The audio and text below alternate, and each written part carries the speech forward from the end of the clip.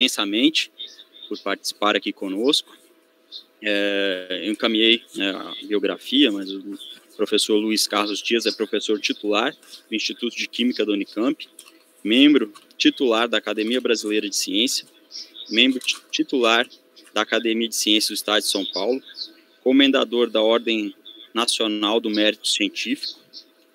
Ele atua na área de Química Medicinal, possui mais de 119 publicações, capítulos de livro e patente concedida, ministrou 316 conferências no Brasil e no exterior.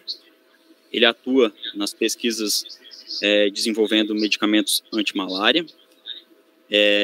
Hoje ele está aqui para falar para nós um pouco sobre o que ele atuou fortemente durante a pandemia, que foi o uso da ciência para o combate a fake news e negacionismo, né? Durante a pandemia, ele atuou como membro da força-tarefa da Unicamp no combate à Covid e participou de mais de 600 atividades envolvendo lives, colunas de jornais e revistas, entrevistas para rádios, jornais, programas de televisão e inúmeras ações com setores organizados da sociedade, combatendo fake news e esclarecendo a população sobre a importância da vacinação e das medidas não farmacológicas ao combate da Covid. Então, se vocês buscarem na internet, facilmente vão encontrar material em que o professor Luiz Carlos Dias apresenta informações buscando esclarecer a população de uma forma bem clara, né, bem objetiva e muito eficiente nesse momento que passamos, né, de grande inundação de fake news aí em nossa sociedade. Então, passo a palavra ao professor Luiz Carlos. Agradeço novamente a oportunidade de estar conosco, né? No início da pandemia esteve online, aqui, a convite do professor Valdemar, e hoje nós estamos aqui num híbrido, né? Tem um pessoal aqui no auditório e tem também assistindo a live no YouTube. Obrigado, passo a palavra. Obrigado, Cleocir, pelo honroso convite, né, para eu falar hoje com vocês aqui do programa de pós-graduação em Química da Universidade Federal do Espírito Santo. Para mim é sempre uma satisfação enorme, um privilégio poder estar com vocês, né. Espero que numa próxima oportunidade possa estar aí presencialmente, né, nesse auditório, conversando com vocês sobre a importância do cientista hoje no combate ao negacionismo, ao obscurantismo. Antes de iniciar propriamente essa fala, eu gostaria, sobre esse tópico, eu gostaria de falar um pouquinho sobre a minha atuação. Eu coordeno um laboratório internacional, um consórcio internacional que é o único na América Latina, voltado para o desenvolvimento de medicamentos, de candidatos clínicos, para o tratamento de doenças parasitárias tropicais que afetam pessoas negligenciadas, como a malária e a doença de Chagas. Essa parceria tem o nome de MIND, Molecules Initiative for Neglected Diseases, é uma parceria que envolve duas colaborações com duas organizações fantásticas que estão salvando milhões de vidas. A DNDI, que é Drugs for Neglected Diseases Initiative, e a MMV, que é Medicines for Malaria Venture. O nosso objetivo nas duas parcerias é desenvolver candidatos clínicos que possam ser usados por crianças, por gestantes, que sejam seguros, que sejam eficazes, que sejam baratos, né? Então, colaborar com essas duas organizações para atenuar, né, os problemas graves de saúde relacionados a essas duas doenças. Particularmente com a DNDI, nós procuramos usar a melhor ciência para as pessoas que mais precisam dela. A DNDI tem um histórico fantástico, gente, de já ter desenvolvido vários tratamentos aí para malária, para doença do sono, para leishmaniose visceral, para Chagas, para doença de Chagas, por exemplo, a única alternativa terapêutica para crianças é um benzidazol pediátrico, que foi uma formulação desenvolvida pela DNDI em colaboração com a Fiocruz, HIV pediátrico e agora um medicamento para a doença do sono. Vem contribuindo aí para salvar milhões de vidas, certamente. Com a MMV, o nosso objetivo é colaborar para erradicar a malária do planeta até o ano 2040, ou talvez até 2050. A malária, gente, dessas doenças parasitárias tropicais, é a doença que mais mata no mundo. Para vocês terem uma ideia, em 2020, dados da Organização Mundial da Saúde, a malária matou 627 mil pessoas, sendo 70% dos casos crianças abaixo de 5 anos. Isso significa que 5 crianças morrem de malária a cada 6 minutos. São 1.202 crianças que morrem de malária por dia. Isso que a malária é responsável por cerca de 20% das mortes na África. É assustador, né? A MMV foi fundada em 1999 e desde então já vem salvando, contribuindo para salvar milhões de vidas, tendo desenvolvido vários medicamentos e novas formulações terapêuticas para medicamentos já conhecidos. E o nosso objetivo aqui é colaborar com a MMV, com a Organização Mundial da Saúde, com todas as organizações hoje sem fins lucrativos que estão atuando nessa área, para erradicar a malária do planeta até 2040 ou até 2050, principalmente em virtude, né, do surgimento da Covid-19. E com esse objetivo, para atingir esse objetivo, como nós sabemos que leva algum tempo, desde as fases iniciais até você colocar um medicamento efetivamente no mercado, os próximos 5, 10 anos, gente, eles vão ser críticos para que a gente possa descobrir novas alternativas terapêuticas para auxiliar na redução da malária, procurando atingir aí, ou procurando trabalhar junto, né, com os 17 Objetivos do Desenvolvimento Sustentável, os ODS, os 17 ODS, né, que a ONU propôs para todos os países membros. Isso aqui é apenas para dar uma ideia rápida para vocês daquilo que a gente vem fazendo, um projeto de extrema relevância social. Mas a pandemia chegou em 31 de dezembro de 2019, nós estávamos comemorando a passagem do ano, ninguém tinha ideia daquilo que estava por chegar, né? A situação se impôs, né? E nós vimos como a ciência passou a ser atacada. Ciência, né, que todos nós que trabalhamos com ciência, né, nós sabemos, ciência vem do latim, que significa conhecimento. A ciência ela busca compreender, entender as leis que regem o universo, né, como as coisas funcionam, né? A ciência, eu costumo dizer que é o mais próximo da verdade que nós podemos estar, mas não existe verdade absoluta em ciência. A ciência, inclusive, ela é muito dinâmica, ela pode mudar de opinião caso, né, novas evidências científicas sólidas, robustas, surjam. Mas é fundamental, gente, nesse processo de fazer ciência, né, nós nos basearmos em regras, em conjunto de regras, na verdade, que é o método científico, que é aquele conjunto de regras que nós utilizamos no dia a dia para realizar os nossos experimentos, para conduzir as nossas experiências, com o objetivo de produzir novos conhecimentos ou, eventualmente, corrigir conhecimentos pré-existentes, porque a ciência ela pode mudar de opinião em virtude do seu dinamismo. E a ciência ela é absolutamente fundamental para coibir a subjetividade, né? Para coibir achismos, opiniões pessoais, porque a ciência não pode lidar nem com verdades absolutas, porque não existe verdade absoluta em ciência, mas também ela não pode lidar com achismos, com opiniões pessoais, com questões religiosas. A ciência mostrou durante a pandemia que ela salva vidas e é a nossa ferramenta absolutamente mais importante contra o obscurantismo intelectual, contra o charlatanismo, contra a enganação, contra a picaretagem, contra as pseudociências.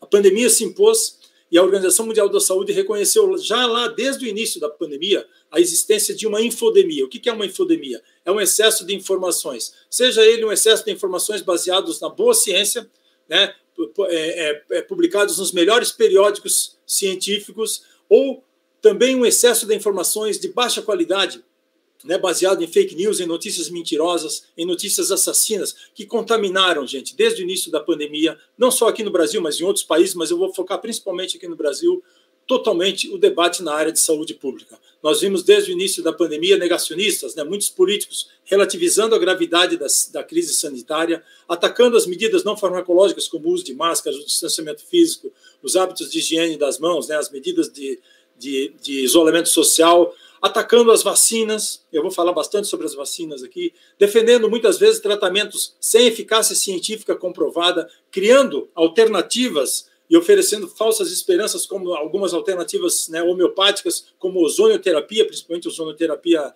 retal, muitas vezes usando argumentos pretensamente científicos, porque mesmo para criar fake news, eles usam alguns argumentos, né, pseudocientíficos. Desde o início, atacando a ciência, atacando os cientistas, perseguindo os cientistas, atacando as nossas instituições públicas de ensino, pesquisa e extensão, as nossas instituições públicas de pesquisa, as nossas instituições epistêmicas.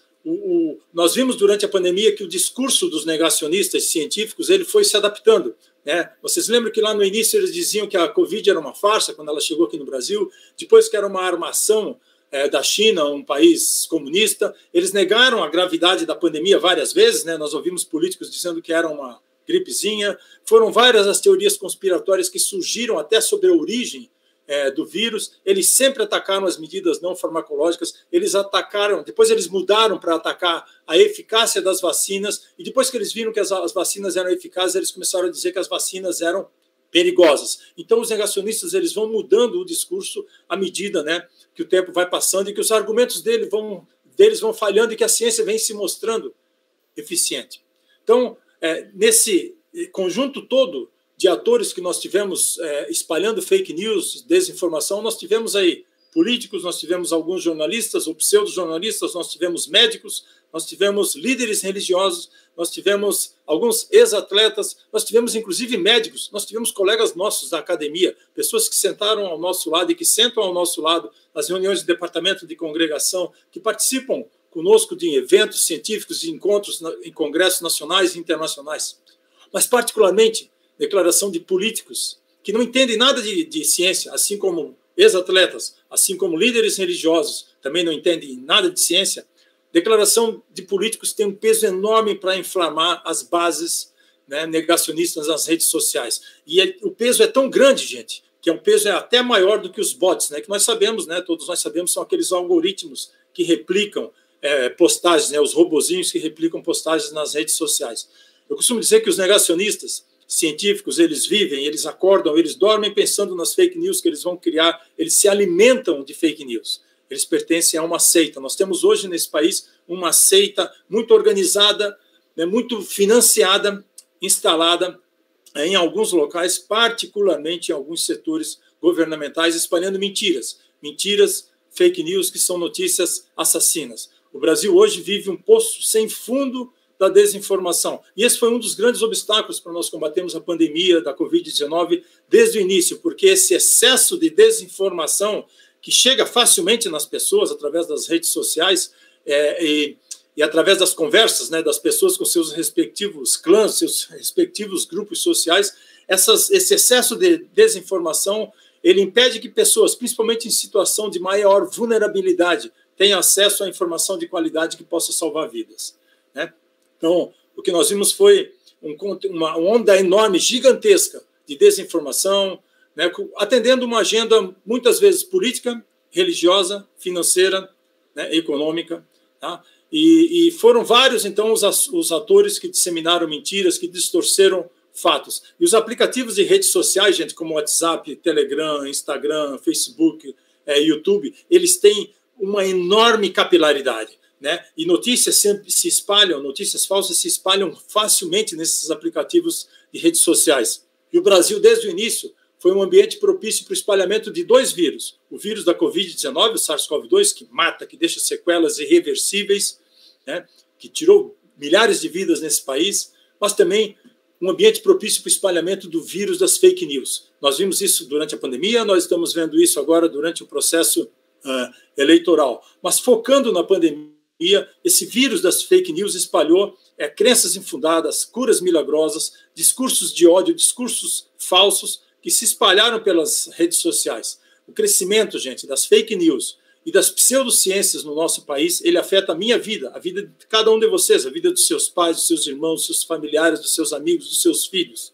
E nós precisamos sair para combater esse movimento negacionista. Desde o início da pandemia, a população brasileira ela estava no meio, onde de um lado nós tínhamos cientistas e do outro lado nós tínhamos negacionistas. A população se viu no meio de um cabo de guerra, de uma queda de braço entre ciência e pseudociência. E ela ali no meio não sabia em quem acreditar. Mas a população, ela quer acreditar em alguma coisa. O problema é que às vezes ela acaba acreditando em qualquer coisa, principalmente naquilo que chega de forma mais palatável através dos aplicativos de redes sociais. E esse movimento, o movimento anti-vacinas, que nunca foi muito forte no Brasil, ele sempre foi muito forte em alguns países europeus, nos Estados Unidos, ele vem crescendo assustadoramente aqui no Brasil. É um movimento contrário à ciência, um movimento contrário à vacinação como estratégia de saúde pública. É um movimento que, desde seus princípios, lá em 1998, com uma publicação de um pesquisador chamado Andrew Wakefield, ele vem afrontando a ciência e ele vem colocando vidas em risco. E eles usam técnicas, gente, de manipulação da opinião pública muito cruéis. Muitas vezes eles usam pessoas com jaleco, como médicos, ou cientistas, com um jaleco branco, com o título de doutor, como se um título de doutor ou um jaleco branco fossem sinônimos de credibilidade, de ética, de transparência, de responsabilidade cívica, social. A pandemia deixou isso muito claro. Não são sinônimos de nada disso do que eu falei, muitas vezes. Então, nós vimos pessoas usando um jaleco branco e ostentando um título de doutor, ou de um status de cientista ou de médico, falando num tom de voz sereno, um olhar tranquilo no rosto, muitas vezes com um sorriso. Mas cada palavra, cada gesto, cada sorriso era colocado de forma, gente, exatamente para causar um impacto e para enganar as pessoas que estavam ali do outro lado da tela. Então, eles são absolutamente cruéis. E eles estão espalhando as suas ações agora, vão espalhar as suas ações, saindo dos aplicativos de redes sociais para ações ao ar livre, nas ruas, nas praças, nas escolas, certo? Nós não podemos relaxar nesse momento. Né? Eles sempre defendem que não se pode confiar em cientistas, em quem defende a ciência, e nem em médicos que também defendem a ciência. Muitas vezes eles compartilham conteúdos que ecoam as suas crenças pessoais, as suas visões de mundo. Então, são questões políticas, são questões religiosas, né, na maior parte das vezes, e esse fenômeno ele é muito bem explorado por quem está ali espalhando desinformação. Eles não fornecem fontes, né, para as notícias, para as mentiras que eles espalham, e muitas vezes os conteúdos são carregados de questões morais, de questões de valores, de pauta de valores, e por isso eles ganham a briga por atenção aí, nas redes sociais. E eles mentem descaradamente, gente. Os psicólogos chamam, inclusive, esse efeito de efeito da verdade ilusória. Vocês já devem ter ouvido falar isso. Uma mentira repetida 1000 vezes vira verdade. Não, gente, ela não vira verdade. Não pode uma mentira virar verdade. Ela só parece confiável para alguns setores da população, para algumas pessoas, em virtude da enorme repetição.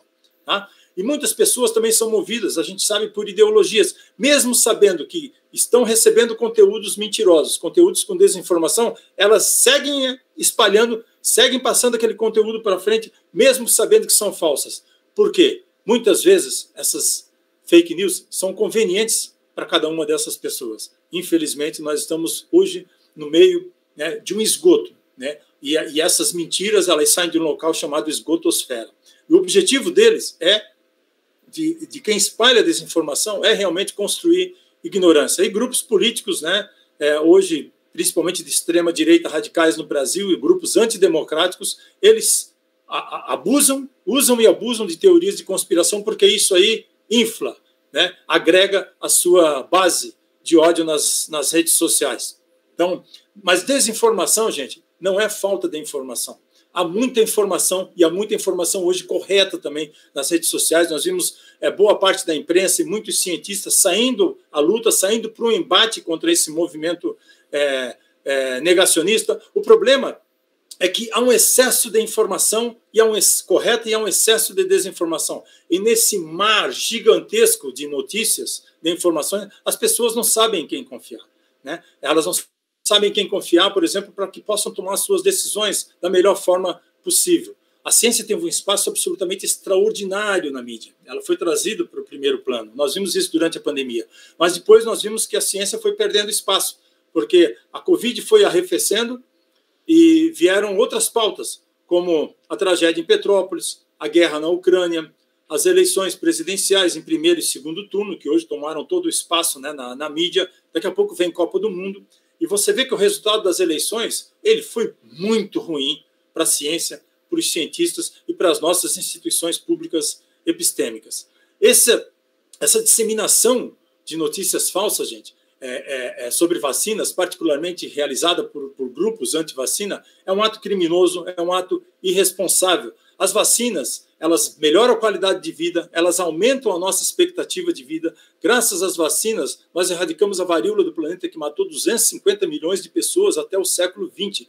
Graças às vacinas, nós mantemos doenças que matam, que incapacitam, que deixam sequelas sob controle. Doenças como sarampo, cachumba, rubéola, catapora, como poliomielite, paralisia infantil, febre amarela e várias outras. Essas doenças são mantidas sob controle porque nós sempre tivemos a capacidade de vacinação em massa nesse país através do Programa Nacional de Imunização, através do nosso SUS. Se nós estamos aqui tendo essa conversa hoje, gente, nós devemos as melhores ferramentas de saúde pública, que são quem? Vacinas, alimentação, antibióticos, que revolucionaram, né, a saúde pública também, saneamento básico, incluindo esgoto tratado e água potável. Essas são, sem dúvida, as nossas melhores ferramentas de saúde pública. E hoje nós tivemos, né, que sair para o embate com esse movimento anti-vacinas, para combater essa onda gigantesca negacionista da ciência, porque essa onda gigantesca levou a população brasileira a desconfiar das vacinas contra a Covid. Mas o problema é que a população passou a desconfiar não só das vacinas contra a Covid, mas de outras vacinas também muito importantes para as nossas crianças até 5 anos, as vacinas mais importantes para o calendário infantil. E nós não podemos, gente, de forma alguma, perder décadas de progresso no combate a doenças que podem ser prevenidas exatamente por vacinas. E esse movimento, para deixar claro aqui para vocês, que é o movimento anti-vacinas, né, e a relutância para a vacinação ou a hesitação vacinal é considerada pela ONU, pela Organização Mundial da Saúde, uma das 10 maiores ameaças à saúde pública, junto com essas outras 9 que estão aqui. Tá? Se vocês olharem algumas pesquisas recentes sobre a vacinação infantil no Brasil, vocês vão ver o Brasil sempre vacinou muito as suas crianças. Nós sempre tivemos campanhas de vacinação em massa orquestradas, organizadas pelo Ministério da Saúde, né, pelos vários governos que o país teve, e sempre a taxa de vacinação da maior parte das nossas vacinas infantis foi muito alta, foi sempre acima de 90%.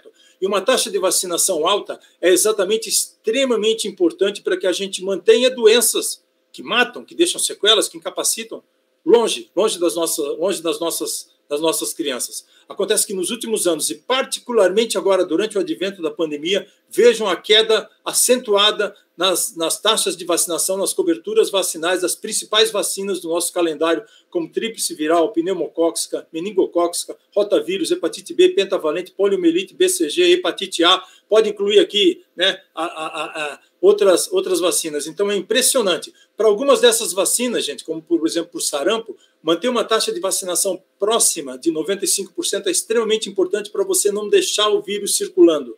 Porque o vírus do sarampo, por exemplo, é um vírus que tem uma alta taxa de reprodutibilidade basal, ou seja, ele transmite de uma pessoa para algo em torno de outras 15, 18 pessoas. Então você não pode ter o vírus circulando. Para você impedir o vírus circulando, você precisa vacinar uma grande parte da população para diminuir a possibilidade do vírus circular em determinados locais. Se você cai essa cobertura, por exemplo, abaixo de 90%, o vírus começa a ganhar força e começa a circular. Em 2020, nós já tivemos aí quase 20 mil casos de sarampo no país. A gente está ouvindo notícias agora de que a poliomielite, né, de que nós podemos ter novos casos de meningite, de poliomielite, enfim, há uma série de razões, né, que são responsáveis por essa queda na cobertura vacinal. Uma delas, a ausência de campanhas de conscientização nos últimos anos, particularmente de 2018 para cá. Outra, as vacinas elas podem estar sendo vítimas do próprio sucesso. Por quê? Porque hoje, em virtude da alta cobertura vacinal que nós sempre tivemos no país, graças ao PNI, o Programa Nacional de Imunizações, gente, ele é um exemplo para o mundo inteiro, principalmente para os países com mais de 100 milhões de habitantes. Mas graças a essas altas coberturas vacinais, nós conseguimos manter todas essas doenças citadas aqui e outras, sob controle. Então, a população, um pai, uma mãe, um avô, uma avó, não vê mais essas doenças por aí, mas acha que as doenças já acabaram. Não, gente. As doenças estão simplesmente sendo controladas pela vacinação. Não é que elas acabaram. Nenhum desses vírus, nenhum desses transmissores dessas doenças, desses micro-organismos, com exceção da vacina, né, da varíola humana, foi erradicado do planeta. Eles estão todos aí. Por isso que é essencial que a gente continue mantendo uma taxa de vacinação alta. Também nós temos problemas estruturais no SUS, nos nossos hospitais, nas UBSs, nos postos de saúde, faltam contratações, há uma sobrecarga de serviços. As pessoas, por exemplo, da parcela mais vulnerável da população não têm acesso a consultas facilmente, por exemplo, com um médico, com um profissional da saúde que possa orientá-los sobre as vacinas a tomar, horários, por exemplo, de funcionamento de postos de saúde, né, não funcionando em sábados, domingos ou feriados, também atrapalha muito, sem dúvida nenhuma, mas também nós devemos parte dele ao movimento anti-vacinas e à hesitação vacinal. Muitas pessoas, muitos pais, muitas mães aplicam algumas vacinas em crianças, mas não aplicam todas. Então há hoje um movimento aí por curas naturais e há grupos que defendem que vacinas, por serem sintéticas, não são naturais e, consequentemente, elas evitam vacinar seus filhos. Nós precisamos esclarecer e mostrar para a população a importância de manter altas taxas de cobertura vacinal. E, curiosamente, aqui tem um artigo muito interessante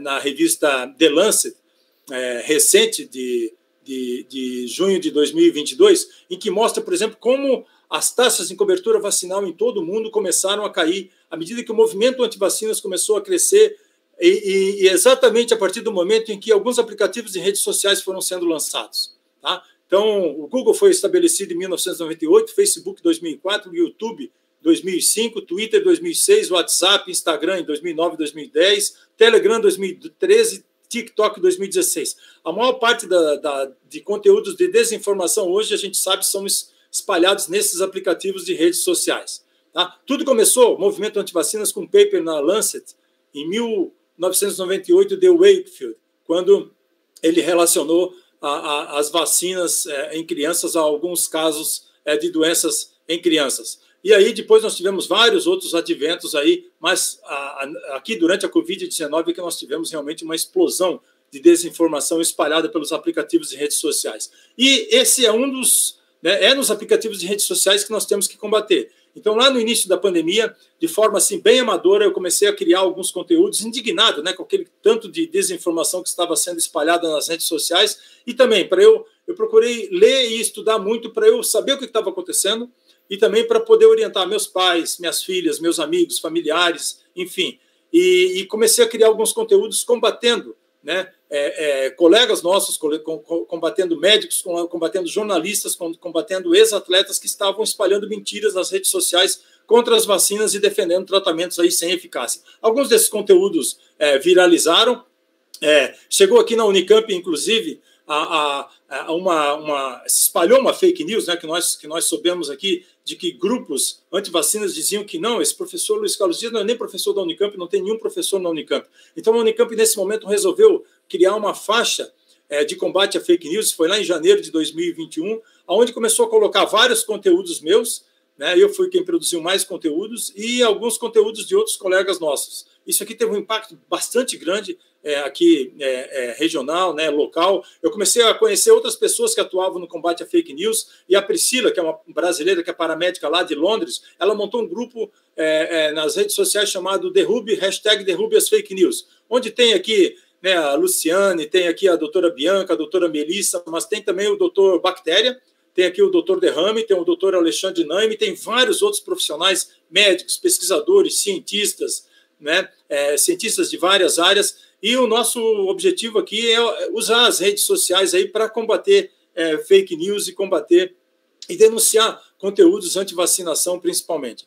Eu também tive uma atuação aqui com a Rádio Universitária FM, lá da Universidade Federal de Uberlândia, num quadro chamado Campanha de Vacinação contra a Desinformação. O rádio é muito importante, gente, porque o rádio ele atinge pessoas, por exemplo, que não estão nas redes sociais, ou que não acompanham muito a televisão. Então, o rádio tem um público ali cativo e é extremamente importante. E o que a gente faz lá, que eu faço lá nesse quadro, Campanha de Vacinação contra a Desinformação, é colocar, desde o início da pandemia, notícias combatendo aquele conteúdo de desinformação, aquelas fake news que a gente considera que tem maior impacto para causar danos. Então, essas notícias são espalhadas durante a programação de rádio, várias vezes ao dia, durante a semana. Também foi possível, eu atuei, mas vários outros colegas nossos também atuaram junto aos jornais, Muitos jornais montaram equipes de checagem de fatos, de desmonte de boatos, como o Comprova, o Estadão Verifica. Então, eu participei aqui bastante com o Estadão Verifica, com a agência Lupa da Folha de São Paulo também, teve uma participação bastante intensa, com o G1, Então, foram várias outras atuações. Isso aí, claro, leva a bastante mídia nacional, mídia local, mas o mais importante do que isso aqui, gente, que eu considero, foram as ações com vários setores organizados da sociedade. Então, foram conversas com líderes religiosos, com grupos evangélicos. É muito importante você conversar com esses grupos, principalmente porque há muitas fake news contra as vacinas, dizendo que as vacinas são preparadas com fetos abortados, que elas carregam a marca da besta. Então, é muito importante você conversar com uma linguagem simples. Conversar também com prefeitos. Eu tive a oportunidade de conversar com o prefeito de Camboriú e tenho orgulho de dizer que ele foi um dos únicos ali da região do Vale de Itajaí, em Santa Catarina, que não adotou o kit Covid e nenhuma medida homeopática no combate à Covid-19. Ele seguiu a ciência. lives com o Médicos Sem Fronteiras, que é uma organização, gente, absolutamente maravilhosa. Então, eles têm esse rodas de conversa, né, a corrida pela vacina. Então, eles fizeram várias entrevistas, eu tive o privilégio de conversar com eles em uma delas. A Luísa Helena Trajano também, que coordena, né, o Magazine Luiza, ela coordena também o movimento Unidos pela Vacina e o Grupo Mulheres do Brasil. Então, eu tive o privilégio de fazer algumas lives com elas. Eles conseguiram comprar várias, né, muita quantidade muito grande de vacinas e distribuir para a população, coisa que pouca gente conhece, né, só quem atuou mais próximo deles é que tem esse entendimento. Mas foram lives assim, ó, com o movimento Vem para a Rua Brasil, que não é um movimento nem de direita, nem de esquerda. Você precisa ser capaz de conversar com todos os espectros, né? Com o Estudantes pela Liberdade, que também não é um movimento muito... É mais de centro, não é muito de direita nem de esquerda, mas assim é um grupo organizado. E o canal Consulta Pública, também a Associação Brasileira de Cristãos na Ciência. Então, né, o fator humano. Aqui também tive a oportunidade de fazer uma live com o Erlanger, a oportunidade de fazer 2 campanhas com o Campinas Shopping, aqui da cidade de Campinas, sobre vídeos, né, sobre a importância da vacina, né, o impacto da era da desinformação, falando sobre a questão de combate à fake news e também sobre o dia da imunização.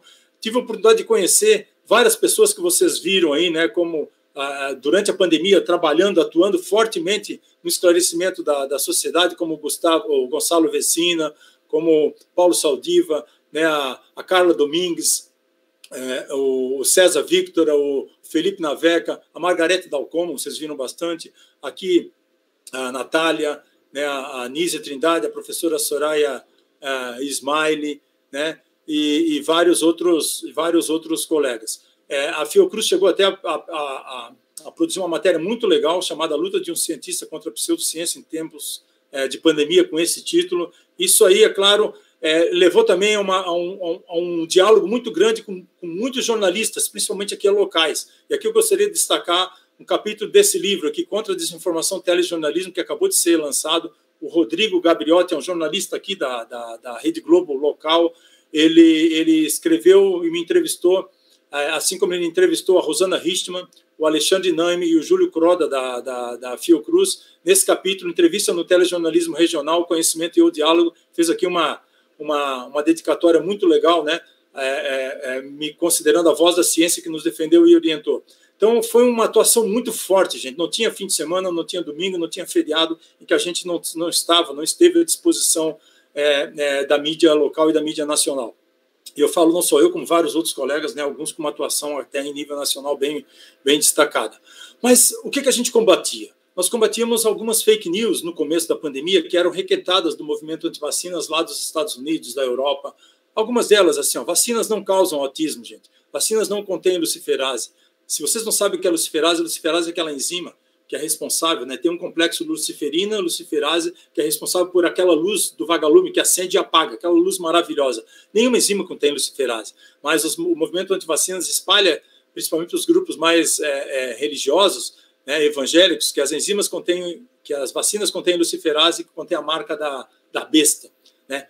Luciferase remete ao anjo caído, né, a Lúcifer. Então isso aqui tem um impacto, né? Vacinas também não são preparadas com fetos abortados, é uma outra fake news que tem impacto enorme para grupos mais evangélicos. Vacinas não são usadas para controle populacional, muito pelo contrário, quem diminuiu a população do planeta foi o vírus, que matou só aqui no país aproximadamente 700 mil pessoas, certamente muito subnotificadas. Tá? Imunizar contra a doença não é melhor que vacinar, o alumínio das vacinas não é tóxico, as vacinas, né, a vacina como a Coronavac, ela é uma vacina de vírus inativado, então ela precisa do uso de hidróxido de alumínio, que é um adjuvante. O hidróxido de alumínio tem um papel de causar uma infecção no local da infecção, da injeção, para que despertar a ação, né, do sistema imunológico para que ele vá lá, né, com as nossas células dendríticas e reconheça que entrou um corpo estranho no organismo. Só que as células dendríticas vão lá, elas acham que aquela infecção foi causada pelo hidróxido de alumínio, elas acham que aquela infecção que foi causada pelo hidróxido de alumínio, na verdade, foi causada pelo vírus inativado da vacina. Então, elas produzem uma resposta de proteção contra aquele material genético do vírus inativado. Nós usamos alumínio em várias vacinas da gripe, por exemplo. Tá? Eles são usados como adjuvantes. A resposta de proteção ela é muito maior com o uso desses adjuvantes de alumínio. Tá? Mas eles não são tóxicos, as quantidades são muito, muito, muito pequenas. Vacinas não contêm microchip, gente, para controlar movimentos, para causar câncer ou HIV. Então, muitas fake news, e muita gente acredita nisso. Vocês olham assim, vocês acham que é uma fake news ridícula. Não, que as vacinas contêm um microchip líquido que vai levar a informação do seu organismo e as suas informações biográficas para uma nave extraterrestre que está orbitando o planeta Terra, cheia de comunistas que vão mandar, por exemplo, doenças através dessas ondas, das antenas 5G. As pessoas, muito simples, gente, elas acreditam nisso. Muita gente acredita nisso. E muita gente que sabe que é mentira espalha e continua disseminando essa desinformação. As vacinas não são mais perigosas que o vírus. Quem matou quase 700 mil pessoas no Brasil foi o vírus, né? E as suas variantes. As vacinas, elas salvaram milhares ou milhões de vidas aí no mundo. Elas não transmitem a Covid-19. O vírus, SARS-CoV-2, é que transmitia. Vacinas não alteram o DNA humano. Nós temos décadas de estudos aí com vacinas de RNA mensageiro e usamos pela primeira vez a vacina de RNA mensageiro da Pfizer e a da Moderna, contribuindo aí para salvar vidas. Quem toma vacina não fica magnetizado. Nós vimos várias fake news aí ridículas no início da pandemia, com pessoas que tomaram vacinas com moeda grudando no braço, com ferro de passar roupa grudando no braço, com facas, garfos, enfim, colheres grudando nos braços, com celular grudando no braço. Então, obviamente, tinha até uma criança que supostamente tomou vacina numa época que a vacinação de criança não havia nem começado ainda, porque a vacinação de criança só começou no Brasil em janeiro desse ano, e crianças com utensílios domésticos, né, grudando no corpo em virtude de já terem sido vacinadas. A população nem sabe que elas não foram ainda vacinadas, mas as fake news correm. Mas se essas foram algumas das fake news que a gente combatia no início, tudo mudou, o nível mudou, quando as vacinas começaram a ser aprovadas para uso humano e as vacinas começaram a ser utilizadas em alguns outros países, até antes de chegar aqui no Brasil. Porque aí o foco passou a ser: as vacinas matam, as vacinas estão matando e eles estão escondendo de vocês, as vacinas deixam sequelas irreversíveis, né?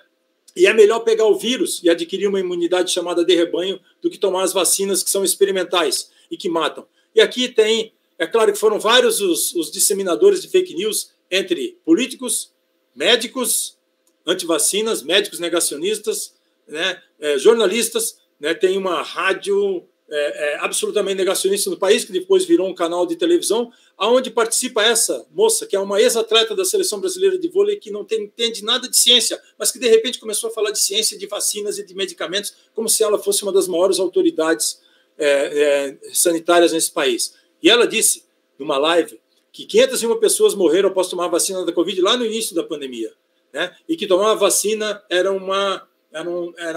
você podia morrer, era uma roleta russa, você poderia morrer ou você podia sobreviver. Você tinha 50% de chance, você poderia escolher se você queria morrer ou sobreviver, porque era uma roleta russa e eles estavam, os cientistas, né, os pesquisadores estavam enganando isso.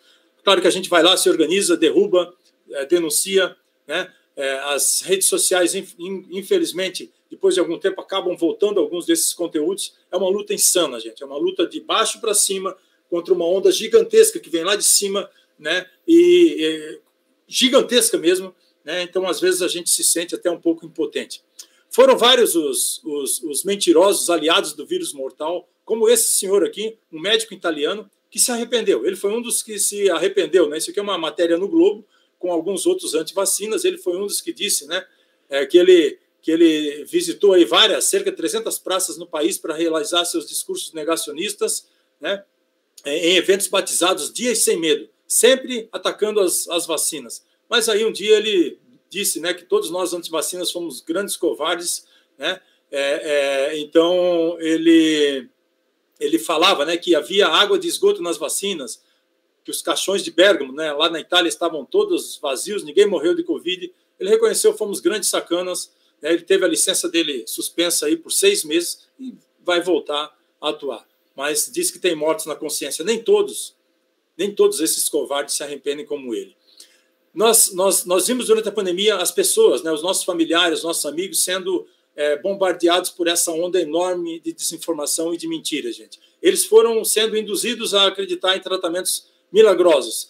E essas notícias falsas, elas chegaram pelas redes sociais de uma forma, e elas têm um apelo, elas têm aquilo que eu costumo falar também, ponto de encantamento, em que é muito difícil você combater. Porque nós apesar de que eu cheguei, assim como outros colegas, nós chegamos a nos inserir em alguns grupos anti-vacinas, negacionistas, no Facebook, no Instagram, até em um WhatsApp, mas a gente não consegue, ao desmentir aquela notícia, ter o mesmo alcance e ter o mesmo impacto que a fake news atingiu, né? Então, assim, aquela fake news, ela vem lá com uma imagem, às vezes com poucas palavras com grafia errada, né? Mas elas atingem as pessoas, principalmente leigas, né, de uma forma tão contundente que combater isso é um enorme desafio. E as fake news, a gente viu durante a pandemia que elas foram ficando cada vez mais sofisticadas. Esse movimento, esse gabinete do ódio, né, que nós sabemos onde fica, é um gabinete muito organizado e muito financiado. E essas fake news foram ficando cada vez mais sofisticadas, especialmente contra a Coronavac, né, uma vacina que na época foi trazida aqui pelo governador do estado de São Paulo, que era inimigo político, né, do nosso atual presidente. Eu cheguei a dizer numa matéria no Jornal Nacional, aqui em janeiro, que não há limites para o charlatanismo e a picaretagem no Brasil. Eles vêm fazendo lives, né, esses médicos anti-vacinas vêm fazendo lives, e eles vêm hoje com soluções, né? O que eles queriam era palanque, e eles receberam um palanque. Eu não sei se vocês lembram, quando no dia 4 de janeiro, quando a vacina da Pfizer foi aprovada para crianças de 5 a 11 anos, o Ministério da Saúde organizou um evento que foi um show de horrores lá em Brasília, em que colocou no mesmo patamar cientistas, pesquisadores sérios, médicos sérios, com charlatães, com picaretas, com negacionistas da ciência, com pseudocientistas, né, para discutir sobre a aprovação ou não da vacina naquela audiência pública. Foi um show de horrores, gente. Você nunca pode colocar no mesmo patamar cientistas e pesquisadores sérios com negacionistas da ciência. Você não pode dar voz para eles porque, para a população, você está passando a imagem errada de que há um debate, de que há uma dúvida ali. E nunca havia dúvida. Mas o que eles queriam era exatamente palanque para aparecer. Alguns deles saíram candidatos aí em cargos eletivos agora. Alguns foram eleitos, outros não, para nossa sorte. Mas o estrago está feito. Daqui a pouco eu falo sobre isso. Mas hoje eles estão ganhando rios de dinheiro com tratamentos detox, com tratamentos para tirar aqueles supostamente aqueles componentes supostamente tóxicos das vacinas contra a Covid-19. Então tem aí terapias detox que envolvem enema de café, que envolvem ozonoterapia retal e outros para minimizar os efeitos adversos da vacina. Então você pode pagar em 12 vezes no cartão de crédito, tá? E você vai ter acesso ao curso detox para a Covid-19. E esse aqui é um dos mais baratos. Tá? Eu não atualizei com os mais caros. Tem alguns outros mais caros. Tem aí cursos agora com ozonioterapia, principalmente ozonioterapia retal, enema de café, que também é aplicação de café retal, caso vocês não saibam. Mas a gente sabe que essa relação entre ciência e política no Brasil ela é muito traumática. E o discurso negacionista, desde o início da pandemia, ele se mostrou um discurso de poder, uma narrativa política, uma narrativa muitas vezes política religiosa, né, atendendo a alguns grupos específicos. Nós lutamos contra o vírus SARS-CoV-2, mas nós fomos infectados pelo vírus da fake news, pelo vírus da ignorância, né? Nós temos vacinas maravilhosas para a Covid, mas nós não temos vacinas contra o negacionismo, contra o charlatanismo, contra a picaretagem, contra a enganação. E hoje a gente viu, né, essa eleição deixou muito claro que nós vivemos em bolhas. Né? Numa dessas bolhas, gente, as pessoas vivem numa realidade absolutamente alternativa, paralela, é uma loucura, né? É uma seita. Nós sabemos que tem questões religiosas, políticas, financeiras, tem muitas questões, a pauta de valores é muito forte, há muito preconceito nas suas mais diversas formas, e essas bolhas elas estão cada vez mais separadas e elas não conversam entre si. Esse é um dos grandes desafios que a gente vai ter para o futuro.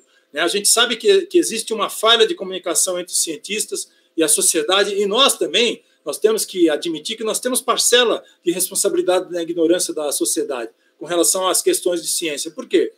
Nós estamos aqui produzindo ciência de altíssimo nível nas nossas instituições públicas, publicando nas melhores revistas, nos melhores periódicos, participando de encontros, congressos nacionais e internacionais. Os nossos artigos estão sendo destaque em capa, nós estamos ministrando seminários por aí tudo, mas esse conteúdo que a gente produz nas nossas instituições não chega para a sociedade, não chega para o seu pai, para a sua mãe, para o seu irmão, para o seu amigo. A sociedade se informa através daquilo que chega, principalmente, né, nos aplicativos de redes sociais, daquilo que chega no WhatsApp, entende? E esse conteúdo que a gente produz não chega. Então, se nós, gente, não criarmos uma identificação maior entre ciência, cientista, universidade pública, né, entre os nossos institutos de pesquisa públicos com a sociedade, nós não vamos conseguir avançar nas pautas de ciência nesse país. A população ela precisa se identificar com o cientista, com a universidade, com a instituição pública, ela precisa acreditar, ela precisa ter certeza que a ciência salva desse negacionismo, desse obscurantismo, né? E, é claro, nós precisamos ensinar desde a educação básica isso, né? Mas o futuro da ciência nesse país, na minha opinião, vai depender muito da interação cada vez maior de cada um de nós com o público, com a sociedade. Tá? E a gente precisa deixar claro para a sociedade que a ciência ela não tem lado político, ela não é uma questão de achismo, ela não é uma questão de opinião, né? E que combater fake news, gente, é uma ação de responsabilidade cívica, responsabilidade social, né? Eu lamento que nós não tivemos mais colegas participando dessas ações de combate a fake news. É preciso ter coragem também para isso. Mas nós temos uma responsabilidade muito grande, principalmente com a parcela mais pobre e vulnerável da sociedade, que não tem acesso à informação que pode salvar a vida dela. Mas é claro que a gente também precisa conversar com esses grupos e com quem está aberto a confiar na ciência. Como eu já falei, é uma luta muito desigual, de baixo para cima, contra uma onda gigantesca que vem lá de cima, muito organizada, muito financiada. Nós avançamos muito, mas eu creio que nós não vencemos a campanha anti-vacinação infantil, que infelizmente foi protagonizada desde o início pelo governo federal. Tá? Com os vários interesses aí, a gente sabe que o combate à pandemia podia ter sido muito mais efetivo e nós poderíamos ter evitado dezenas ou centenas de milhares de mortes. Nós precisamos fortalecer a ciência brasileira, sim, nós precisamos de uma política de Estado para a ciência e educação, sem dúvida nenhuma, mas nós precisamos aprender a conversar com a sociedade, gente. Esse eu acho que é um dos pontos importantes da minha fala. Assim. A comunicação pública da ciência ela vai ser cada vez mais importante, para que a gente reconheça, para que as nossas instituições reconheçam e para que a gente defenda a ciência e as nossas instituições públicas. A ciência ela é fundamental para a democracia.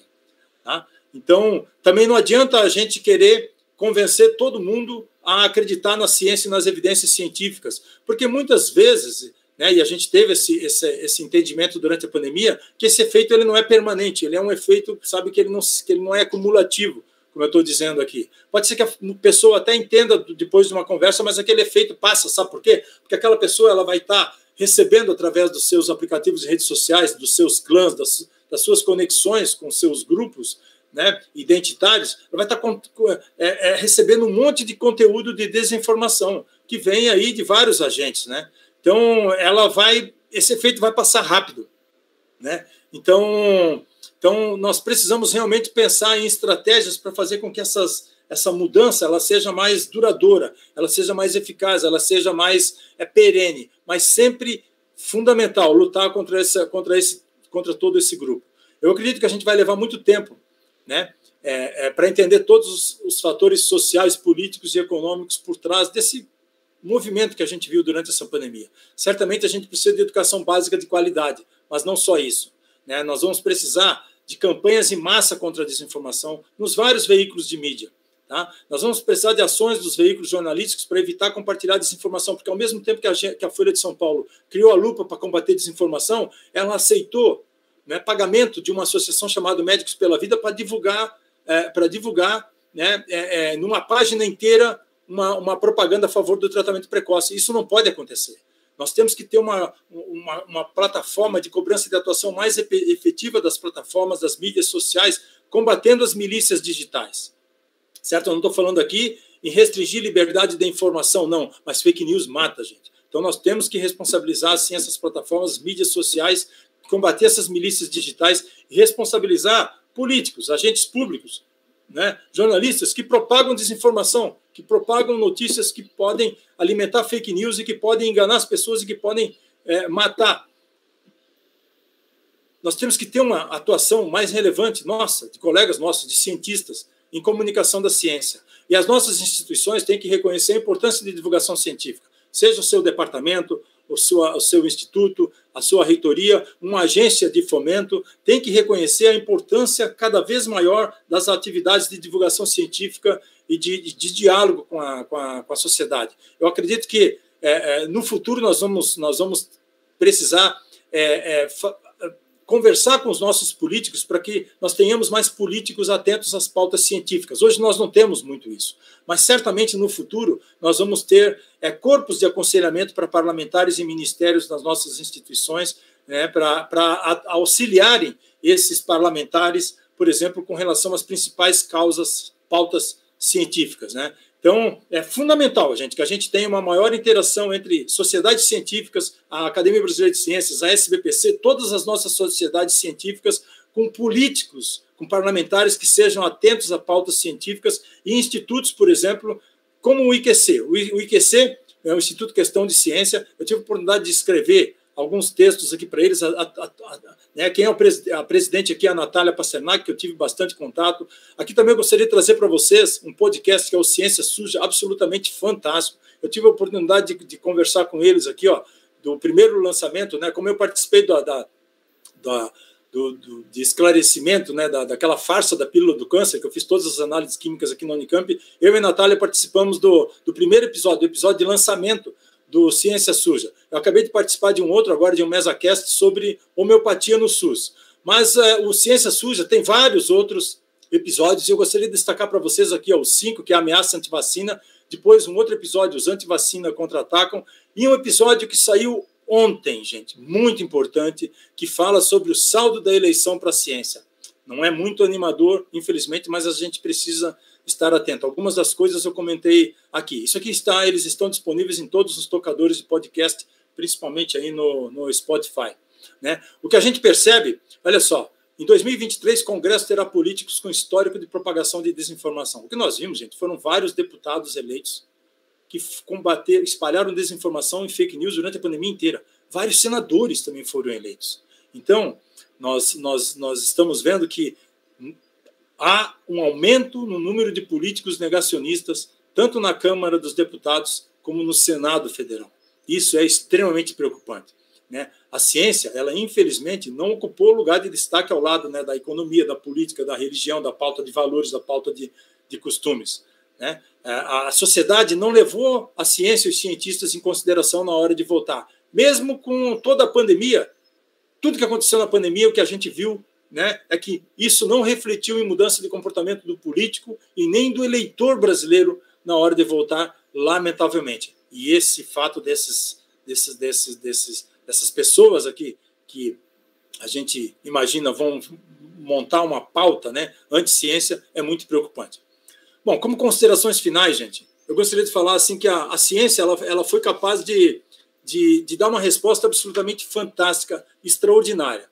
Eu diria que nós conseguimos resistir durante a pandemia ao terraplanismo negacionista. Nós cientistas, ou alguns cientistas, né, saíram lá dos seus casulos, saíram em defesa da ciência, em defesa dessa maravilhosa criação da ciência dos cientistas, que foram o quê? Que foram as vacinas, né? Nessa luta contra o terraplanismo negacionista, nós tivemos também a ajuda de boa parte da imprensa brasileira, que felizmente optou por seguir a ciência. A população lá no início da pandemia, assim como cada um de nós, né, a população estava insegura, a população estava com medo, estava com receio, né? A população queria receber notícias boas, mas nós, em muitos momentos, né, sempre nós tivemos, né, estávamos ali para dizer a verdade. E nem sempre a verdade era aquilo que a população queria ouvir, né? Mas nós que nos dedicamos a combater fake news e a combater esse movimento negacionista durante a pandemia, nós nos comprometemos com a verdade. Nós procuramos passar informações corretas, informações verdadeiras para a população. Essas informações nem sempre foram agradáveis para a população, a gente sabe disso, mas elas foram absolutamente necessárias, né? Foi uma luta contra aquela retórica oficial. E qual era a retórica oficial? Era espalhar mentiras, era boicotar as orientações científicas, as orientações sanitárias, as medidas não farmacológicas, era defender um tratamento com medicamentos sem eficácia comprovada, era atacar as vacinas, era atacar as medidas não farmacológicas, né? E muitas vezes nós precisamos atuar desmentindo a mesma notícia para diferentes públicos várias vezes no mesmo dia, né? Então eu diria assim que a ciência, de certa forma, ela venceu sim o negacionismo, o charlatanismo, nós conseguimos levar informações corretas, mas eu creio também, gente, que a gente precisa avançar muito, muito, muito, muito, né? É fundamental se comunicar cada vez mais com o público. Nós vimos que as pautas, né, como eu já falei aqui, as pautas de costumes, as pautas de valores, durante as eleições, elas foram mais importantes do que as questões científicas, né, para o eleitorado. E nós temos responsabilidade cívica e social, nós temos uma responsabilidade enquanto cidadãos, enquanto cientistas, de levar as melhores informações científicas sempre de forma transparente, né, com credibilidade para a sociedade. É nossa responsabilidade como educadores, como pesquisadores, como cientistas, mas também como pais, né, esclarecer as dúvidas honestas de outras pessoas, de outros pais, de outros, né, de avós, né, de amigos, de responsáveis pelas nossas crianças. É um dever nosso, né, como cidadão brasileiro, como cidadãos e cidadãs brasileiros, lutar contra esse movimento anti-vacinas, contra esse monstro do negacionismo, né, contra esse monstro do obscurantismo intelectual, né, esses monstros que tomaram conta do país. A ciência deu essa resposta. Nós tivemos vacinas que salvaram vidas. As vacinas nos tiraram da pandemia, sem dúvida nenhuma, né? Mas, infelizmente, nós não avançamos muito na vacinação das nossas crianças. Vejam que a vacinação de crianças está no nível muito abaixo para a Covid daquilo que a gente poderia estar. E é lamentável isso, gente, porque as crianças, eu costumo dizer, elas estão em processo de formação de caráter, né, de cidadãos. E nós não temos razões só epidemiológicas, sanitárias, éticas, morais para vacinar as nossas crianças, não. Como as crianças elas estão nesse processo de formação de caráter, né, incentivar a vacinação para as nossas crianças e mostrar a importância da vacinação para as nossas crianças tem um caráter educativo, tem um caráter pedagógico, tem um caráter de transmissão de valores como responsabilidade cívica, social, empatia, respeito pela vida, respeito pela dignidade humana. Então é fundamental, gente, né, que a gente tivesse passado isso aí para as nossas crianças. Seria um enorme aprendizado para elas. Vocês já imaginaram? Né? Entender a importância da vacinação como uma estratégia de saúde pública para proteger a coletividade, não só para uma proteção individual, e para as nossas crianças entenderem que decisões individuais, por exemplo, se eu vacino ou não, tem um impacto, tem um reflexo enorme no coletivo, e que o impacto dessa escolha, vacinar ou não, pode evitar casos graves, pode evitar óbitos, não só de crianças, mas de todas as pessoas. Então, assim, apesar de tudo, apesar de todo esse negacionismo, né, apesar da demora em comprar vacinas, o Brasil foi um dos países que mais vacinou a sua população com a primeira e com a segunda dose. Foi o país, provavelmente o país que mais colocou voluntários em ensaios clínicos, em estudos clínicos de vacinas, principalmente em fase 3.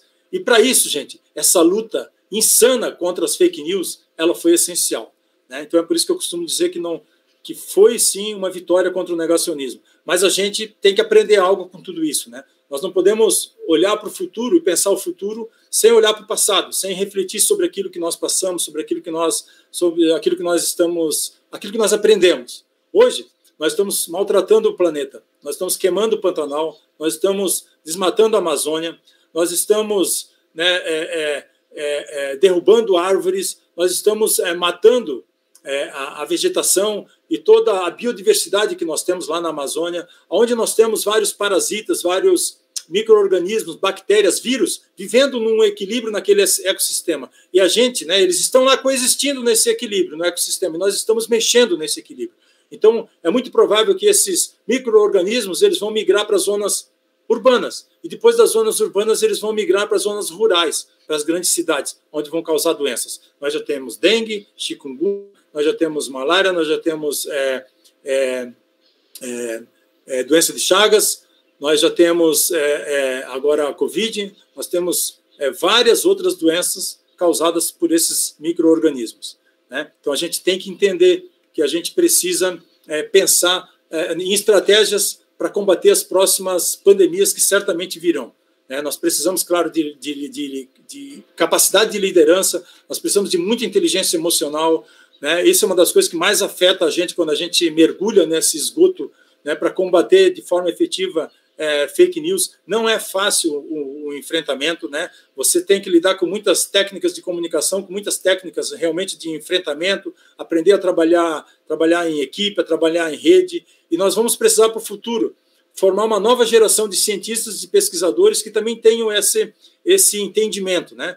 Então, recursos humanos qualificados, que atuem de forma multidisciplinar, né, para que a gente possa manter esses jovens aqui no país, reduzir essa diáspora, né, evitar que esses jovens brilhantes continuem saindo do Brasil, mas procurar também mostrar a importância de se inserir nessas atividades de comunicação com a sociedade. Isso é fundamental. Lembrando, gente, que todas as ciências são humanas, as ciências exatas, as ciências humanas, as ciências sociais, e a pandemia mostrou a importância, né, do trabalho em colaboração em todas essas áreas. Algumas últimas palavras para vocês que estão aí, que são estudantes também, né? O nosso compromisso, gente, como cidadão, é defender a vida sempre, é defender a ciência, é defender a educação de qualidade, defender as nossas instituições públicas, as nossas instituições epistêmicas, né? Eu fui aluno, né? Todos aqui foram alunos. É muito importante produzir ciência de qualidade, né? E é muito importante também que a gente passe a ter essa participação maior em atividades de divulgação científica. Eu vejo, né, vocês aqui, jovens, cheios de esperança, né? A esperança é um sentimento super bonito, super genuíno, né? E eu espero que vocês, enquanto estudantes, tenham aí como guia, né, a ciência, o conhecimento científico, o bom senso, o senso crítico, um espírito de trabalho em colaboração, um espírito de trabalho em comunidade, sempre com ética, com transparência, comprometidos em fazer desse país um país um pouco melhor, né? É um país muito desigual, gente. Então, é muito importante também que a gente tenha em mente, né, de realizar trabalhos com relevância social, esses trabalhos de atividade científica, né?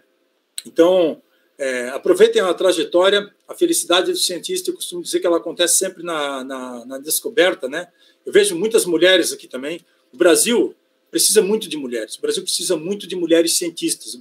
A ciência, ela precisa muito de mulheres, né? E hoje, gente, o que eu peço defendam a ciência, defendam as nossas instituições públicas. Há muitas tentativas hoje de deslegitimar a ciência. A ciência é um dos maiores pilares da democracia que nós temos, tá? Ser cientista nesse país, eu posso dizer para vocês, é um ato de coragem, né? Mas a vida, né, o que a vida pede da gente é coragem, né? A ciência salva vidas, a ciência liberta, e eu costumo dizer também que não há um mundo seguro sem ciência. Bom, para finalizar, eu deixo aqui os meus sentimentos de solidariedade a todas as famílias que perderam entes queridos pela Covid-19. Foram aí quase 700 mil pessoas, certamente muito subnotificados, que nós deixamos para trás durante essa pandemia. São perdas irreparáveis, não era para ser assim, certamente. Para finalizar, muito obrigado, professor Cleocir. Foi um prazer enorme estar aqui com vocês. Aí eu falei aqui em torno de 1 hora. Eu fico aqui à disposição também para conversar um pouquinho, se ainda houver tempo. Muito obrigado pela atenção, gente. Eu que agradeço.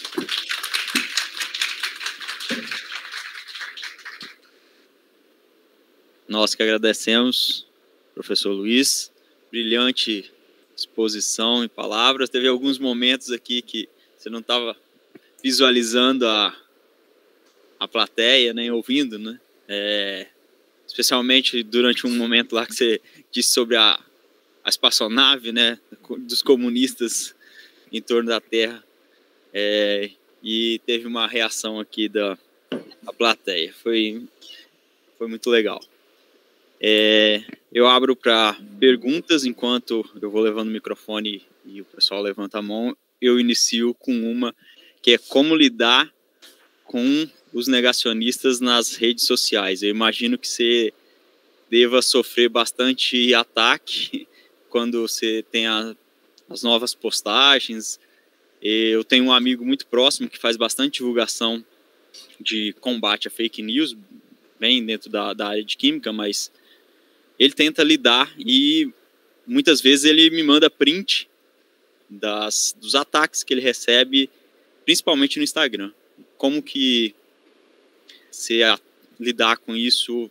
Ignora, bloqueia? Como lidar com isso? Eu parto do princípio que eu não converso com negacionista e com quem defende esse movimento obscurantista e anti-vacinas. Então, eu não respondo, simplesmente bloqueio. Porque tudo que eles querem é um espaço para conversar. Tudo que eles querem é o cientista com eles conversando nas redes sociais para passar a ideia de que há algo para ser discutido. Então, simplesmente, eu penso que você não coloca no mesmo lugar, no mesmo patamar, um cientista, um pseudocientista, um negacionista. E eu, apesar de, assim, agressões, ofensas, é óbvio que quem fez esse enfrentamento durante a pandemia sofreu muito, né? Mas eu não respondo de forma alguma, certo? Foram muitos os momentos assim de ofensas, de agressões, inclusive de tentativas de intimidação, como de uma associação que eu falei para vocês aqui, Médicos pela Vida, né? Então, um dos vídeos que eu coloquei aqui na página da Unicamp, nessa faixa de combate a fake news, eu criticava um estudo que era uma meta-análise sobre os medicamentos lá do kit Covid, né? E se tem algo que eu entendo bem é sobre a cloroquina, porque eu trabalho com malária. A cloroquina é um medicamento antimalárico que nem é mais utilizado como antimalárico lá na África, porque o parasita já adquiriu resistência, mas é utilizado para tratar malária aqui no Brasil ainda. Mas é uma molécula que é um medicamento que você tem que ter um certo controle, por exemplo, que principalmente fazer eletrocardiograma sempre em quem usa o tratamento, né, durante um certo período, porque ela é uma molécula com caráter químico muito básico, então ela pode influenciar no fenômeno chamado intervalo QT, que é quando o coração bate, ele bate, aí ele recarrega para o próximo batimento, e esse tempo que ele leva para recarregar é de 0,4 segundos. Isso aí chama intervalo QT. Você vê isso no eletrocardiograma, aquelas ondinhas que tem no eletrocardiograma, tem duas ondas, uma Q baixinha e uma T alta, que é 0,4 segundos. Quando você tem uma molécula muito básica como a cloroquina e interfere nesse intervalo QT, você pode prolongar e você pode causar arritmia cardíaca, taquicardia, pode matar a pessoa.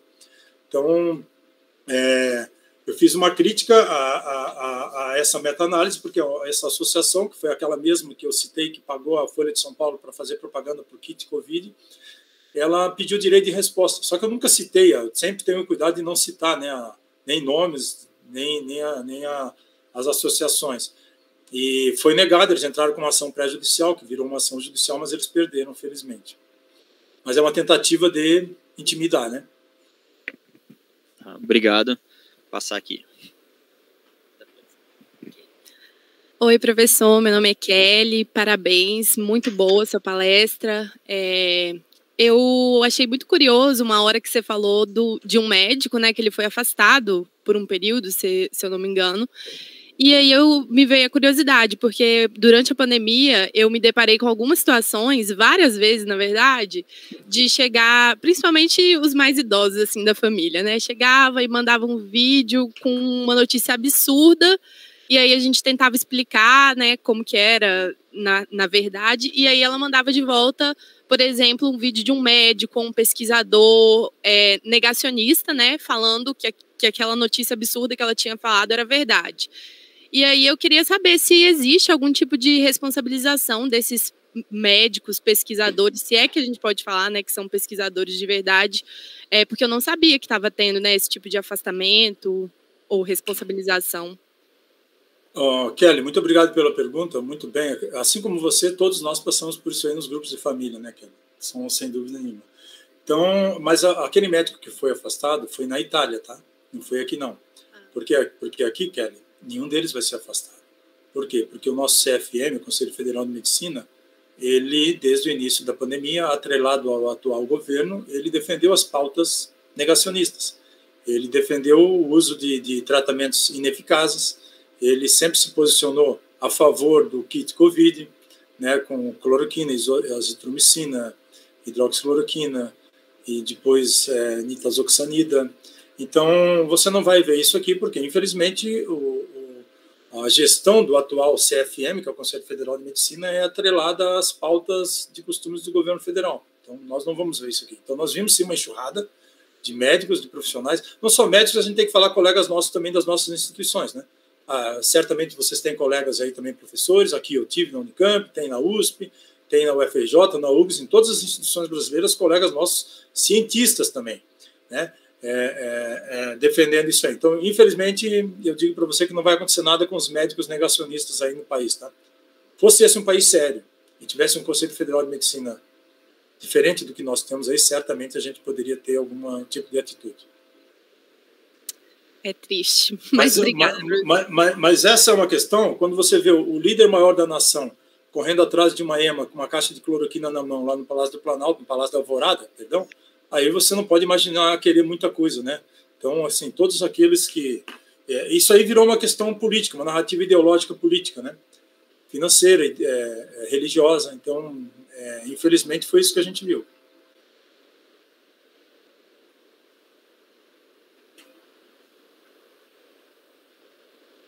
Eu não estou ouvindo, não.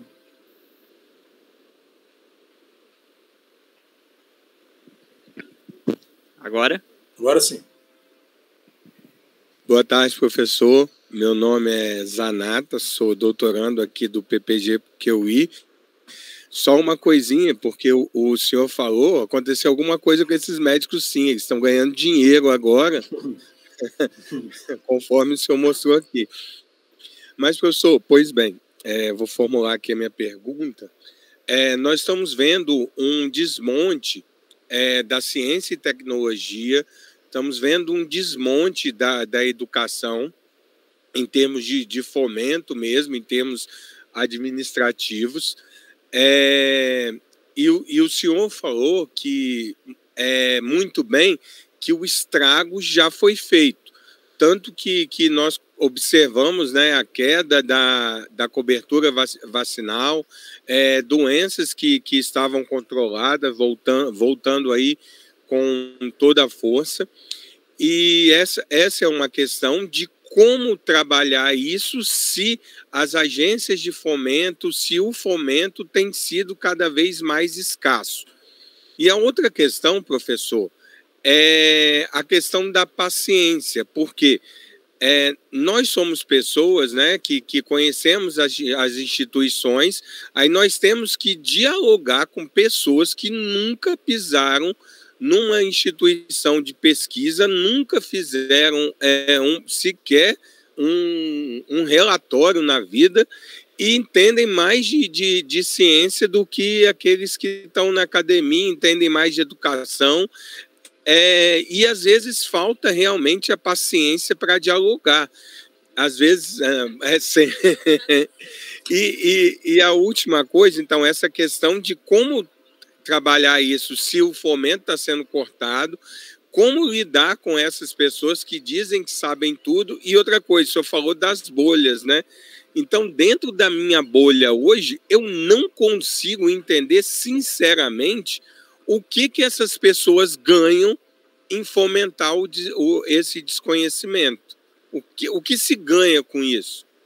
É isso, professor. Obrigado. Zanata, você só fez pergunta difícil, né, cara? Bom, o que eles ganham, cara, é a pauta de costumes, né? A pauta de valores, né? Você vê que a eleição, ela deixou muito claro para a gente que a ciência, ela, apesar de todo o espaço que a ciência teve na mídia nos últimos 2 anos durante a pandemia, foi um espaço considerável, ciência e cientistas estavam na mídia todos os dias, a gente achou que a ciência ia passar para outro patamar. E aí você vê, assim... algumas pessoas, por exemplo, você vê aquele que dizem ser um astronauta, que era um turista espacial, que foi eleito senador. Foi um dos piores ministros da ciência e tecnologia que nós tivemos. Você vê aquela senhora Damares sendo eleita senadora. Então, que defende negacionismo, antivacinas. E você vê vários outros parlamentares sendo eleitos, né? E poucos que defendem as pautas científicas. Essa é uma questão assim muito importante para a gente. Então, a sociedade, ela vota em questões individuais, em questões de valores, em questões de pautas que lhes são caras, né? Religião, política, principalmente. Então, para a gente começar a mudar isso aí, nós vamos precisar mostrar para a sociedade a importância da ciência no dia a dia de cada um das pessoas. Eu acho que nós estamos falhando nessas estratégias de comunicação. Então, fazendo assim uma autocrítica, nós estamos falhando miseravelmente. Nós, enquanto docentes, pesquisadores, alunos, nós, enquanto instituições públicas, nós, enquanto sociedades científicas, nós estamos falhando em levar essas pautas, né, terem um destaque, uma importância maior na sociedade. Nós não aproveitamos o momento da pandemia, né? Eu acho que a eleição, eu falo a eleição porque deixou muito claro isso, né? Porque pessoas que defenderam, né, pautas negacionistas se elegeram, cara. E você não viu nenhuma pessoa com defendendo pauta científica se eleger, infelizmente. A ciência vem sendo desmantelada, vem sendo desmontada no país, não é de agora não, tá? Já é de alguns anos, mas só que os últimos 4 anos foram os piores, né? Porque há realmente um projeto de destruição da ciência das universidades públicas nesse país, e esse projeto ele vai continuar e ele vai lograr sucesso caso esse governo continue aí. Então, uma das coisas que a gente primeiro precisa para começar a mudar isso é mudar o atual governo, né? Então, essa é uma das estratégias que a gente tem para combater. A questão das bolhas, né, eu acho que eu já falei, mas é isso, né? As bolhas, elas defendem as suas pautas identitárias, cara, pauta de costumes, pauta de valores, de religiões. É muito difícil, né? Muitas vezes, eu até mostrei uma charge aqui que a pessoa está agarrada lá nas fake news, porque a fake news é conveniente para ela. Porque a fake news defende a visão de mundo dela. Aquela mentira defende a visão de mundo dela. Então, é muito difícil, não existe uma solução simples. Eu botei aqui algumas daquelas estratégias que eu acho que a gente pode começar a adotar, mas certamente nós vamos precisar aí conversar mais com a sociedade e conversar, as sociedades científicas, conversar com institutos que defendem a ciência, como o IQC, né, e outros, e tentar sensibilizar parlamentares para as pautas da ciência, para que a gente possa ter políticas públicas no futuro baseadas em ciência, porque certamente nós vamos enfrentar outras pandemias. Não sei se eu respondi tudo aqui, mas... Obrigado. Vou passar aqui para outro. Opa, meu nome é Lucas.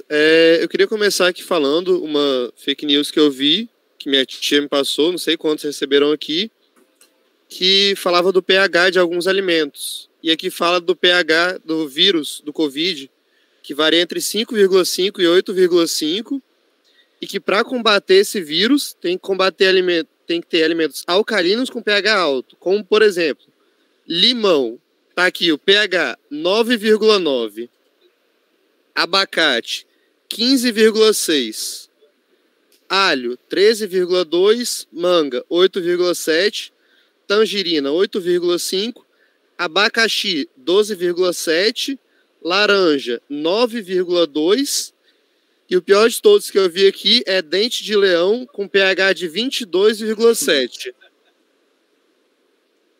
Assim, eu acho que essa notícia foi uma que boa parte das pessoas receberam assim, e a gente, como da área da química, né, que já viu o erro assim, também não sei quantos tiveram a paciência de combater. Por exemplo, eu com minha tia, eu nem tive a paciência de falar nada com ela, só falei, tia, tá errado. Se ela discutisse, eu não falava nada. E a pergunta que eu queria fazer é como você pode relacionar a questão do senso comum e das fake news que tem normalmente? Essa questão do pH, isso aí surgiu lá já na primeira semana da pandemia, né? Quando o vírus ele estava para chegar no Brasil, essa fake news surgiu, mas ela era tão ridícula que você via que isso aí, assim, nós nem dedicamos muita atenção, eu acho, para combater isso aí, porque tudo bem, a pessoa quer tomar um suco de limão, toma, quer comer abacate, come. A faixa de pH está totalmente errada, a gente sabe disso, porque são todos eles ácidos, né, estão lá em cima, mas o que trazia mais prejuízo para a gente era as medidas antivacinas e, naquele primeiro momento, contra o uso de máscaras, né, contra o distanciamento físico, as medidas de lockdown, né? Mas, assim, surgiu todo tipo de fake news, sabe, Lucas? A questão qual é a tua pergunta? Eu esqueci de marcar aqui o que é mesmo a tua questão do senso comum com... A relação entre senso comum e fake news, principal que houve nessa pandemia, assim... Acho que não só nessa pandemia, né? Nessa pandemia se atenuou. Que acho que desde muitos anos atrás já tem essa questão do senso comum e fake news. Nós começamos a ser inundados por uma onda de fake news já em 2016, antes da da eleição presidencial, né? Depois de 2017, 2018, principalmente, nós fomos inundados por aquela onda gigantesca de fake news eleitorais. E, claro, né, você falou aí, agora durante a pandemia, mas não se atenuou, né? Muito pelo contrário. Ela aumentou, assim, demais, né? Numa escala jamais esperada. Quando começou, Lucas, a vacinação infantil no país, nós passamos pela maior onda de desinformação da história desse país.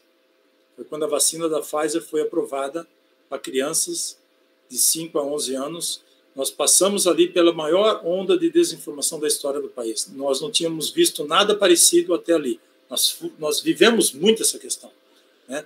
Porque as fake news, elas tocam no imaginário das pessoas, né? Elas são notícias assim que são transmitidas, assim, algumas delas com poucas imagens, palavras com grafia errada, já falei isso. A facilidade dela de comunicação, ela é principalmente nas imagens e poucas palavras, né? Ela não traz fontes, elas não trazem fontes. E mesmo que trouxessem, as pessoas, elas recebem, elas não vão conferir fontes. Ninguém confere fontes daquelas notícias, elas vão recebendo nos seus grupos. Então, assim, tem o senso comum, elas recebem de grupos identitários, né? Pessoas assim que expressam. As pessoas participam de clãs, né? De clãs que refletem as suas visões de mundo. Se a visão de mundo da pessoa, daquele clã que ela está participando, se a ciência não faz parte daquele grupo, então a ciência não é bem-vinda ali. Então a fake news ela é muito bem-vinda. E aí a pessoa espalha, não checa, ou assim, não tem fonte, não se preocupa. Então simplesmente continua reproduzindo aquilo e aquilo vai passando de grupo para grupo, né? Como eu te falei, é muito por conveniência. Seja ela uma conveniência religiosa, política, né? Porque diz respeito às suas pautas de valores, às suas pautas de costumes. Tem muito preconceito envolvido, a gente sabe nisso, né? A gente está vendo isso na eleição. Não estou falando de preconceito durante a pandemia, mas agora a pauta de valores está muito evidente. Então, são algumas das questões que fazem com que as pessoas, né, que mexem no seu imaginário e elas acreditem e compartilhem aquelas notícias falsas, aquelas notícias mentirosas, né, que a gente chama aqui, particularmente durante a pandemia, que foram notícias assassinas. Não sei se é exatamente isso que você queria. Joia, obrigado. Ele está afirmando aqui que sim. Vamos mais uma pergunta aqui da plateia no auditório e depois uma no YouTube. Pode ser? Sim. Boa tarde, professor. Parabéns pela palestra, pela apresentação. Meu nome é Lázaro, faço parte do programa de mestrado aqui. E eu queria perguntar o seguinte. Há uns 2 anos atrás, eu assisti um documentário sobre terraplanismo. E eu achei interessante o documentário. Porque o documentário, apesar de expor toda a falta de sentido do terraplanismo, o documentário fazia uma autocrítica em relação à ciência. O documentário defendia o lado científico, mas fazia uma autocrítica que eu percebi até que o senhor fez sobre a linguagem da ciência, a dificuldade da ciência, às vezes, de se comunicar com faixas mais populares, assim. E aí eu percebi que já tem um grande esforço, o senhor demonstrou que tem já programas no YouTube, assim, a linguagem científica entrando nessas redes sociais para produzir conteúdos mais acessíveis, conteúdos de mais fácil compreensão, e eu já fiquei muito assim aliviado com isso, mas o senhor mesmo expôs que ainda assim o conteúdo fake news, ele reflete às vezes uma coisa que a própria população quer reforçar, então ele acaba tendo mais, sendo mais propagado por conta disso, e às vezes o conteúdo que é fake, né, o conteúdo que é anti-ciências, ele às vezes é mais simples, ele é mais lógico, é mais rápida a compreensão dele. Então, mesmo a gente cientista se esforçando para tentar fazer um conteúdo mais popular, entrar na rede social, ainda assim a nossa linguagem, ainda assim tem resistência menos acessível. Então, a minha pergunta o senhor falou sobre ser otimista, mas percebendo ainda que com a eleição a gente não conseguiu, porque a grande maior, o deputado federal mais votado do Brasil, ele é um propagador de fake news, um monte de senador, propagador de fake news, Ou seja, a gente ainda não conseguiu atingir a população como as fake news atingem. Então, a minha pergunta é como não ser pessimista nesse quadro? Assim, será que o senhor pode falar para a gente que não, a gente está num caminho que está melhorando, e um dia a gente vai conseguir ser mais, acessar mais a população do que esses conteúdos fakes ou não? Olha, eu espero que sim, senão não estaria aqui falando, né, Lázaro? Com vocês, né? Porque é um caminho longo que a gente tem pela frente, a começar por uma reflexão. A gente tem que refletir muito enquanto cientista, enquanto pesquisador. A gente não pode pensar mais no nosso trabalho só como um trabalho de eu vou orientar meus alunos, vou publicar, vou, sabe, comemorar. Não é isso. A gente tem uma responsabilidade cívica e social que é de fazer ciência para um bem maior, né? E essa questão que você falou de terraplanismo, negacionismo, isso está crescendo muito no país, mas isso sempre esteve aí, né? Só que veio à tona agora, nesse momento político e de visão política que a gente viveu, né? Agora nós precisamos aprender a comunicar com a sociedade, a conversar com a sociedade. Agora, fazer divulgação científica não é só você ir no Facebook, no Instagram e falar lá para um determinado público. Não é só isso. Isso é uma parte dela, pelo menos como eu entendo. Tá? A gente precisa produzir conteúdos para espalhar nas redes sociais, conteúdos fáceis, né? Que, como eu falei aqui, atinjam as pessoas, tenham a capacidade de atingir as pessoas, atingir aquele ponto de encantamento que as mentiras, que as fake news atingem, né? Agora, é claro que você precisa ter conteúdo correto, né? Mas numa linguagem acessível, porque a linguagem ela precisa ser acessível. A linguagem, a gente tem que deixar de lado termos técnicos e falar numa linguagem que ela seja entendida, algo que você possa explicar para o seu pai, para sua mãe, para o seu avô, para sua avó, por exemplo, no almoço de domingo, entendeu? Uma linguagem mais palatável para a sociedade, para as pessoas. Isso é importante. Agora, mais importante é mostrar para a sociedade que nós estamos aqui e que a ciência que a gente faz é importante para a sociedade. Então, nós temos que ser capazes, ou senão a gente não vai, de passar isso para a sociedade, ou a gente não vai trazer a sociedade para o nosso lado. E nós não vamos defender as instituições públicas, a ciência no país, se nós não tivermos a sociedade do nosso lado. Entende? Então, eu vejo o resultado das eleições como uma preocupação, mas eu também vejo que vários negacionistas, vários antivacinas, também não foram eleitos.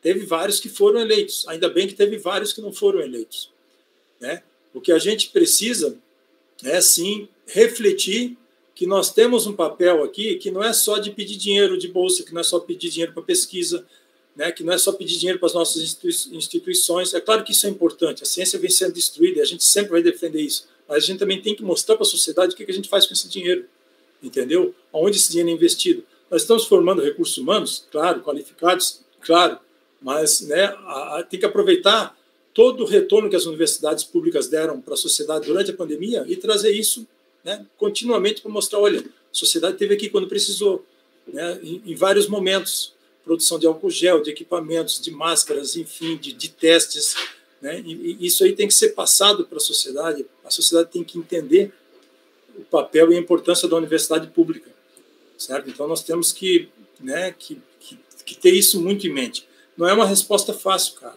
Eu acho que é muito difícil, em virtude daquilo que a gente está vivendo, mas nós precisamos refletir e conversar.